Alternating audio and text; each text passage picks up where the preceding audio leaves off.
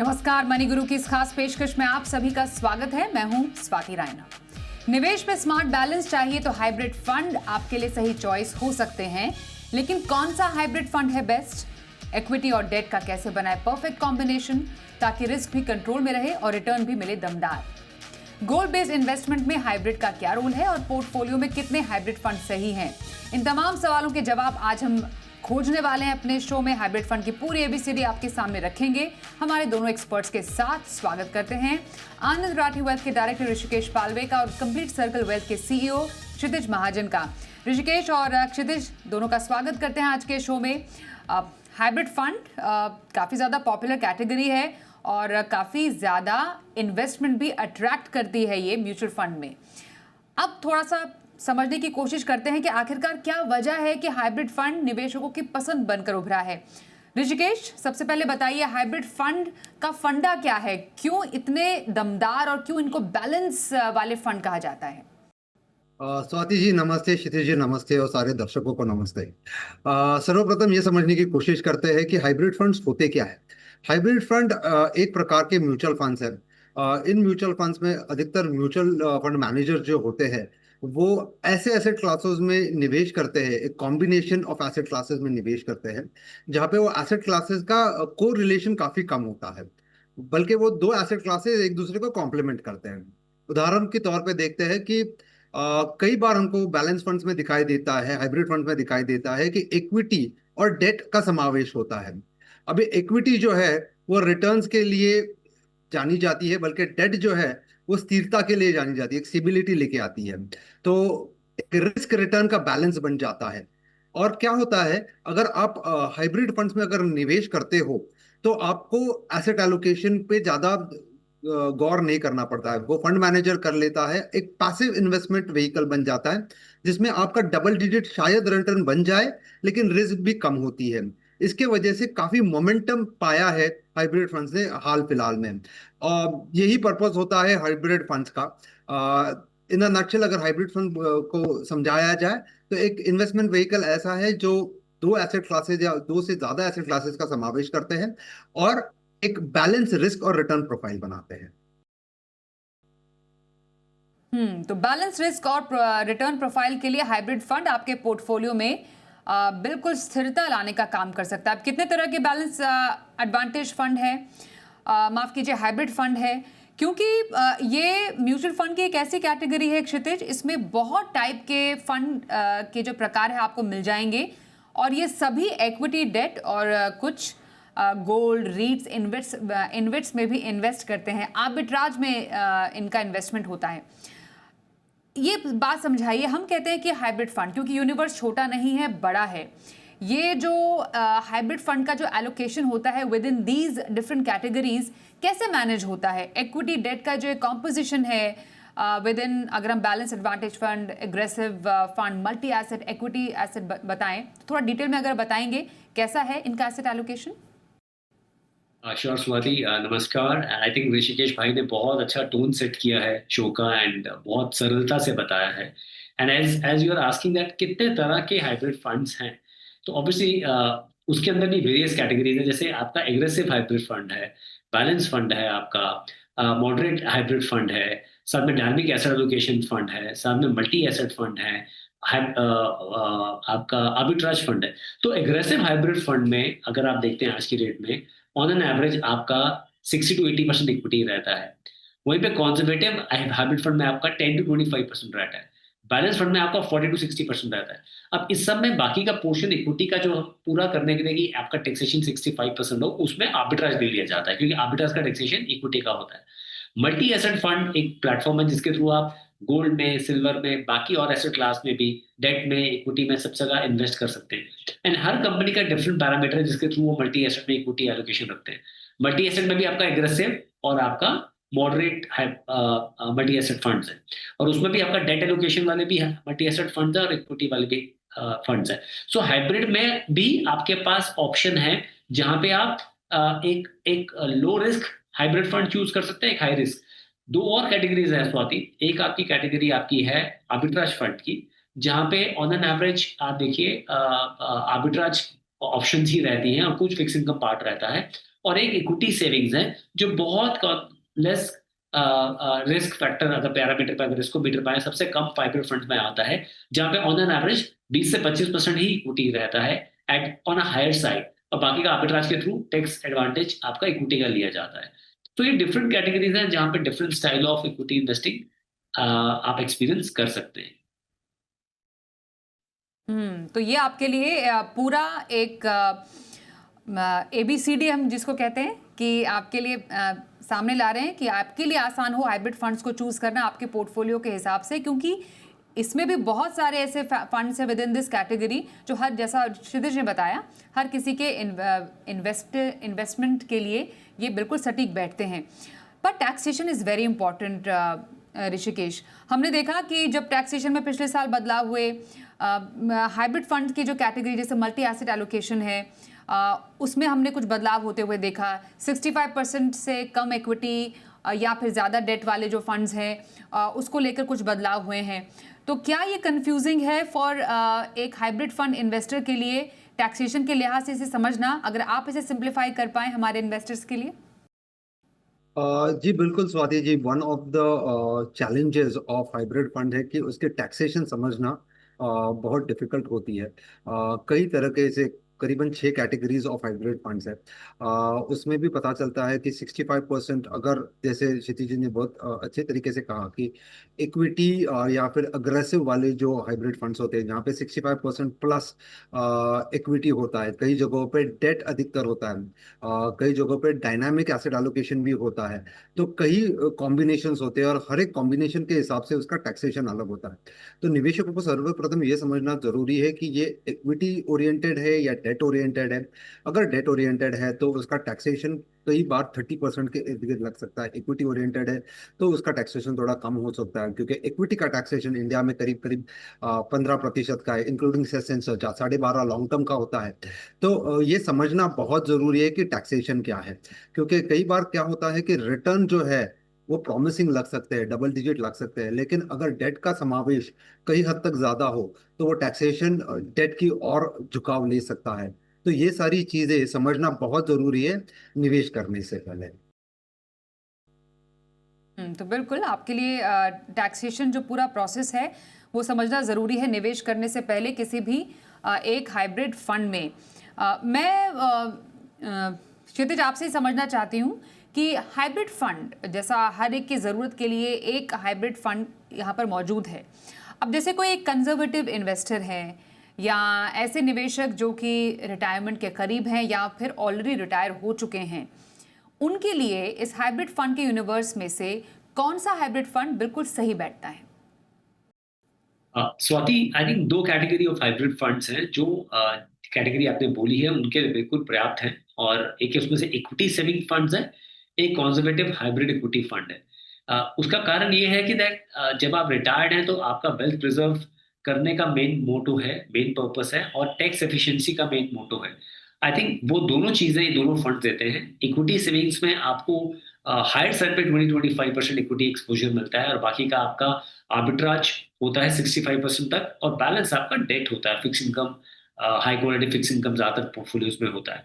तो वहां पे आपके पोर्टफोलियो काफी हद तक शील्डेड रहता है, और इक्विटी जो वॉलेटाइल ज्यादा रहती है उसमें 20-25% का एलोकेशन रहता है। और दूसरा आपका कंजर्वेटिव हाइब्रिड इक्विटी फंड्स हैं, जहां पे आप ऑन एन एवरेज 30-40% तक इक्विटी जाता है ऑन हायर साइड, और बाकी का आपका मिक्स बैग, आर्बिट्राज और फिक्स इनकम रहता है। आई थिंक ये कैटेगरी ऑफ फंड्स हैं जहां पे वेल्थ प्रिजर्व भी हो रही है, एक बेटर यील्ड से, जो एफडी से बेटर यील्ड है उससे ज्यादा बढ़ रही है, एट ए सेम टाइम आपको टैक्स का बेनिफिट भी मिल रहा है, क्योंकि अदरवाइज आप डिपॉजिट में जाएंगे तो वो पूरा आपका as per income tax slab के हिसाब से आपको कटेगा। यहाँ पे आपको लॉन्ग टर्म कैपिटल गेन 12.5% ही आ रहा है, और अगर आप इसमें से एसडब्ल्यूपी कर रहे हैं तो आपका टैक्स का कंपोनेंट भी कम आता है, बिकॉज जब एसडब्ल्यूपी करते हैं तो वो फीफो के हिसाब से निकलता है, आपका प्रिंसिपल भी निकलता है और एप्रिशिएटेड अमाउंट भी निकलता है। तो टैक्स लायबिलिटी जो है सिर्फ एप्रिशिएटेड अमाउंट पे आता है।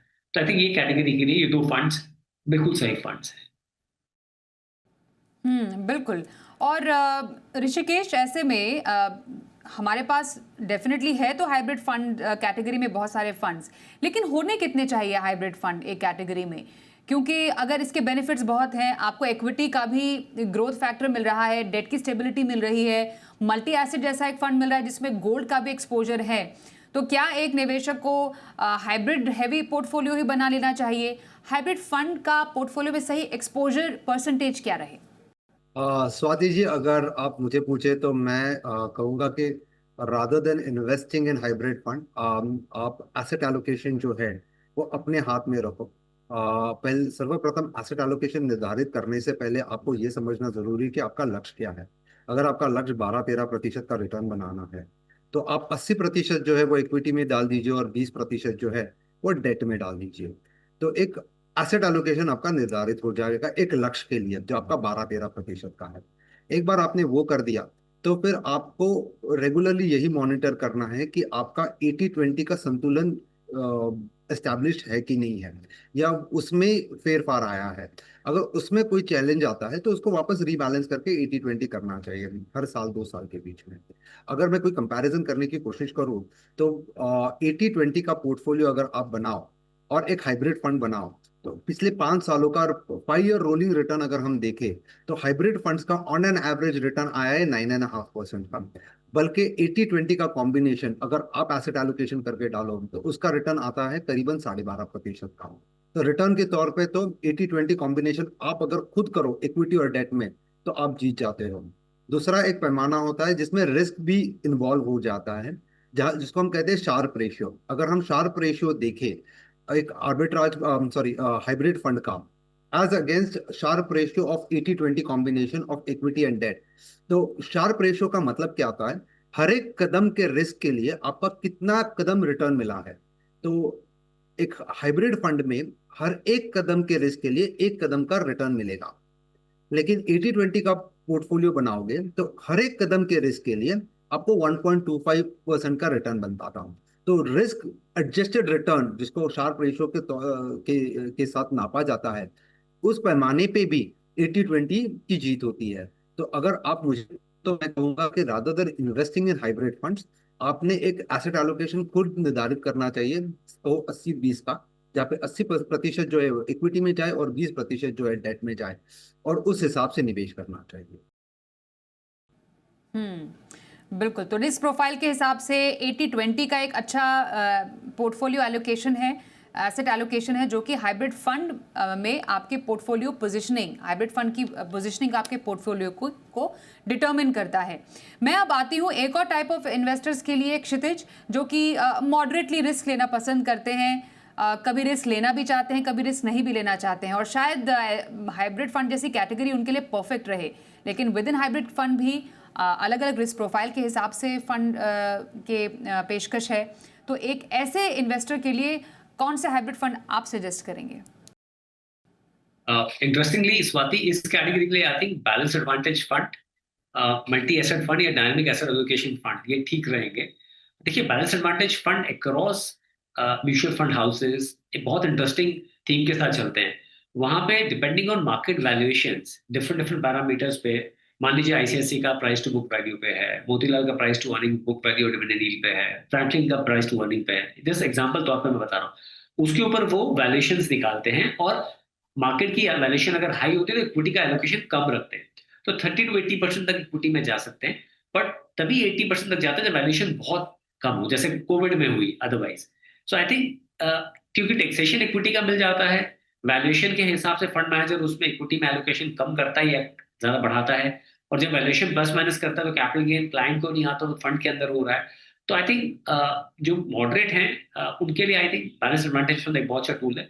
फिर मल्टी एसेट फंड या डायनामिक एसेट एलोकेशन फंड भी अपने आप में जहाँ पे आपको इक्विटी के एलोकेशन के साथ उसमें भी आप date oriented multi asset fund ले लीजिए, जहाँ अप टू 35% डेट में है, बाकी आर्बिट्राज और इक्विटी में है। आई थिंक वो भी अपने आप में एक बहुत अच्छी कैटेगरी है, और depending on fund manager conviction gold या सिल्वर में। आई वाज जस्ट चेकिंग कि गोल्ड और silver obviously has done really very well पिछले 4-5 साल में, और लग रहा है थोड़ा अभी चमक और बाकी है इस मेटल में। But I think rather than playing it purely by putting lump sum money आप इसमें डालें, I think hybrid fund multi asset fund is a better way.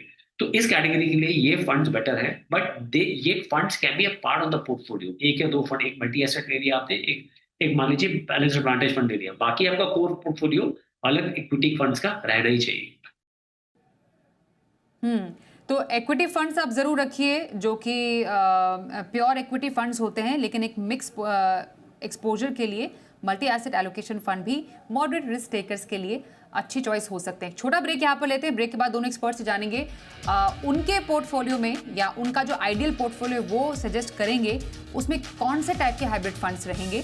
बातचीत थोड़ी देर में जारी रखेंगे, बने रहिए हमारे साथ।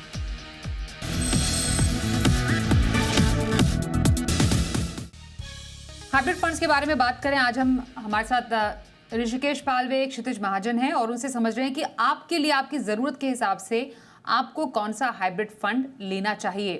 पर जैसा बात चल रही है ऋषिकेश की, एक बहुत बड़ा एडवांटेज हाइब्रिड फंड्स का ये रहता है कि एक फंड मैनेजर आपके लिए आपकी एसेट एलोकेशन कर रहा है, लेकिन क्या इसका एक बहुत बड़ा जो प्लस पॉइंट है वो एक डाउन साइड भी कभी कभी हो सकता है क्या एक हाइब्रिड फंड के लिए, कि एसेट एलोकेशन आपने एक्चुअली सारा एक फंड मैनेजर के हाथ में दे दिया है, तो क्या इसका रिस्क और रिटर्न के साथ कुछ इम्पैक्ट के तौर पर देखा जाता है इसे? जी बिल्कुल स्वाति जी, जैसे मैंने पहले भी कहा था कि एसेट एलोकेशन जो है वो कंप्लीटली आपके रिटर्न टारगेट और रिस्क टारगेट के ऊपर निर्भर करता है, और उसका जो कंट्रोल है, अगर आप हाइब्रिड फंड्स में निवेश करते हो तो पूरा का पूरा कंट्रोल फंड मैनेजर के हाथों में चला जाता है। तो सबसे पहले आप जो एसेट एलोकेशन का कंट्रोल जो है वो फंड मैनेजर को दे देते हो। दूसरी चीज यह है कि आप कंट्रोल जो मार्केट कैप के इक्विटी में भी जो मार्केट कैपिटलाइजेशन होते हैं, जैसे लार्ज कैप, मिड कैप और स्मॉल कैप, उसका भी कंट्रोल आप फंड मैनेजर के हाथों में दे देते हो, तो वो भी आप छूट जाता है। कई अधिकतर ये देखा जाता है कि मोर देन 50% इक्विटी के भाग में वो लार्ज कैप में निवेश करते हो, और अगर आप लार्ज कैप में निवेश करते हो तो वहां पे अल्फा बनने की गुंजाइश थोड़ी कम होती है, तो आप उसके ऊपर का भी कंट्रोल लूज आउट करते हो मार्केट कैप्स के ऊपर का। तो ये दो बहुत बड़े ड्रॉबैक्स है जो आप लैक ऑफ कंट्रोल पाते हो अगर आप हाइब्रिड फंड्स में निवेश करते हो। एज अगेंस्ट दिस मैं ये कहना चाहूंगा कि आपके टारगेट या आपके गोल के हिसाब से आप आपका एसेट एलोकेशन निर्धारित कर लो, और उस हिसाब से आप अपने एसेट एलोकेशन के हिसाब से निवेश करते जाइएगा। तो इतना ही कहना चाहूंगा। एब्सोल्युटली। क्षितिज, एक अग्रेसिव इन्वेस्टर के लिए हाइब्रिड फंड में ऐसी कौन सी कैटेगरी है, फंड है जो कि उनके अग्रेसिव नेचर को बिल्कुल सूट करता है? हमें मालूम है कि इक्विटी डेट का कॉम्बिनेशन एक बैलेंस इन्वेस्टमेंट के लिए काफ़ी सटीक बैठता है, पर क्या अग्रेसिव इन्वेस्टर के लिए भी इसमें कुछ है जो इक्विटी में ज़्यादा इन्वेस्ट करना चाहते हैं? आई थिंक दो कैटेगरी रहेंगी और वो होनी ही चाहिए। एक है इक्विटी एंड डेट फंड की कैटेगरी हाइब्रिड में, जिसको एक्चुअल में पहले आप हाइब्रिड इक्विटी बोलते थे। तो आई थिंक वो कैटेगरी होनी चाहिए जिसमें 60 to 85% आपका इक्विटी रहता है, और बैलेंस आपका डिपेंडिंग ऑन कितना गैप है इक्विटी में, आर्बिट्राज और फिक्स इनकम रहता है। वो कैटेगरी है जो एग्रेसिव इक्विटी इन्वेस्टर के लिए है, एंड उसमें काफी लंबा चौड़ा स्वाति ट्रैक रिकॉर्ड है कुछ फंड्स का, may be in excess of 20 years का ट्रैक रिकॉर्ड है। दूसरी कैटेगरी रहेगी आपकी मल्टी एसेट में with equity allocation and equity taxation, जहां पे आपका 65% इक्विटी में एलोकेशन रहता है, और बैलेंस आपका depending on fund manager conviction जो मैनेज कर रहे हैं, इक्विटी के सिवाय डेट में, गोल्ड में, आर्बिट्राज और सिल्वर पे रहता है, या कोई और कमोडिटी जो वो लेना चाहते हैं उसमें रहता है। जैसा आपने बताया था इनविट रेट्स, अब वहां पे भी टैक्सेशन का बेनिफिट है तो वहां रहता है। So I think this is something which is one of the key category जो आप देख सकते हैं, जो हाँ एग्रेसिव एक क्लाइंट हाइब्रिड इक्विटी में, हाइब्रिड फंड में एलोकेशन लेना चाहता है। और ऋषिकेश, ऐसे कौन से फंड्स होंगे एक पोर्टफोलियो में in terms of hybrid fund जो कि ऐड किए जा सकते हैं, या फिर एक डाइवर्सिफाइड पोर्टफोलियो के लिए अलग अलग फंड्स का मिक्स होना जरूरी है? जी स्वाति जी, जैसे मैंने कहा कि मैं अपने पसंदीदा कुछ इक्विटी फंड्स और डेट फंड्स कहना चाहूंगा। मैं अभी भी कहता हूँ कि एसेट एलोकेशन जो है वो हाइब्रिड फंड्स के द्वारा ना करते हुए अपने हाथों में रखो, ताकि आपके इन्वेस्टमेंट्स का आपका कंट्रोल रहे। तो कुछ फंड्स की बात करना चाहूंगा कि large and mid cap category में DSP large and mid cap fund है। मल्टी कैप कैटेगरी में कोटक मल्टी कैप फंड है, स्मॉल कैप कैटेगरी में Invesco India small cap fund है, फ्लेक्सी कैप कैटेगरी में एचडीएफसी फ्लेक्सी कैप है, और फोकस फंड में आईसीआईसीआई प्रूडेंशियल का फोकस इक्विटी फंड है। तो ये इक्विटी फंड्स का एक बास्केट के बारे में बात किया, कुछ पसंदीदा फंड है। और डेट में आप आर्बिट्राज और लॉन्ग ड्यूरेशन फंड में निवेश कर सकते हैं। आर्बिट्राज में एसबीआई आर्बिट्राज फंड में आप निवेश कर सकते हो, और लॉन्ग ड्यूरेशन फंड में आईसीआईसीआई प्रूडेंशियल का लॉन्ग टर्म बॉन्ड फंड में निवेश कर सकते हो आप। तो ये कॉन्सेप्ट बेसिकली ऋषिकेश बता रहे हैं कि आपको डाइवर्सिफिकेशन अचीव करनी है पोर्टफोलियो में, तो आप अलग अलग कैटेगरी ऑफ फंड से कर सकते हैं। हम हाइब्रिड की भी जब बात कर रहे हैं तो क्षितिज बताइए, विद इन हाइब्रिड फंड्स कौन से ऐसे स्कीम्स हैं जो कि एक पोर्टफोलियो में शामिल की जा सकती है, और कैसा इनका ट्रैक रिकॉर्ड रहा है पिछले कुछ सालों में? स्वाति, वेल, मैं नाम तो आपको 5 शेयर कर रहा हूँ, बट आई थिंक किसी भी इन्वेस्टर को, जो व्यूअर हमारा देख रहे हैं, उनको 1 से 2 से ज्यादा हाइब्रिड इक्विटी नहीं लेने चाहिए। आई थिंक एक भी काफी है। बट आईसीआईसी का प्रूडेंशियल इक्विटी एंड हाइब्रिड, अगर इक्विटी एंड डेट फंड है, जो मैंने आपको बताया, एग्रेसिव इन्वेस्टर ले सकता है, और 3 साल में भी काफी अच्छा रिटर्न दिए। आई थिंक तो कोविड में जो मार्केट का मूवमेंट हुआ है, उसका भी काफी बड़ा कॉन्ट्रीब्यूशन है। एचडीएफसी का पैफ है, which is around 18% in 3 years, last 3 years। ICICI का एक मल्टी एसेट फंड है, थैंक्स टू गोल्ड और सिल्वर, गोल्ड की रैली, जिस कारण से वो 18.7% का कंपाउंडिंग रिटर्न दिया है। देन एचडीएफसी का ही आपका बैलेंस एडवांटेज फंड है, जिसका 3 साल का रिकॉर्ड कोई 22% या 23% के आसपास है। एसबीआई का कंजर्वेटिव इक्विटी फंड है, जिसका कोई 11.5% का 3 साल का ट्रैक रिकॉर्ड है, स्ट्रॉन्ग रिटर्न दिए है उसने। और साथ में आपका एचडीएफसी का इक्विटी सेविंग फंड है, जिसका आपका 10% के आसपास का कंपाउंडिंग रिटर्न है साथ में। तो ये रहे आपके लिए कुछ फंड्स जो पसंद है क्षितिज को विद इन हाइब्रिड कैटेगरी, आप अपने पोर्टफोलियो में ऐड कर सकते हैं। तो बेसिकली अपनी रिस्क एपेटाइट, अपने लक्ष्य के हिसाब से, अपनी ज़रूरत के हिसाब से आप ऐसा कोई फंड चूज़ कर सकते हैं जो कि आपके पोर्टफोलियो में इक्विटी, डेट और बाकी एसेट क्लास का बैलेंस लेकर आए। बहुत धन्यवाद करना चाहेंगे ऋषिकेश और क्षितिज, आप दोनों का हमारे साथ आज इस शो में शामिल होने के लिए। छोटा ब्रेक लेते हैं, देखते रहिए जी बिजनेस।